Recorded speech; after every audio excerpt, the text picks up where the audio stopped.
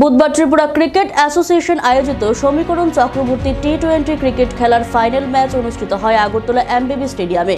Final খেলায় অংশগ্রহণ করে কসমোপলিটন ক্লাব এবং সংহতি ক্লাব। সংহতি ক্লাব 3 উইকেটে কসমোপলিটন ক্লাবকে হারিয়ে উইনারের খেতাব জিতে নেয়। অপরদিকে কসমোপলিটন ক্লাব রানার্স হয়।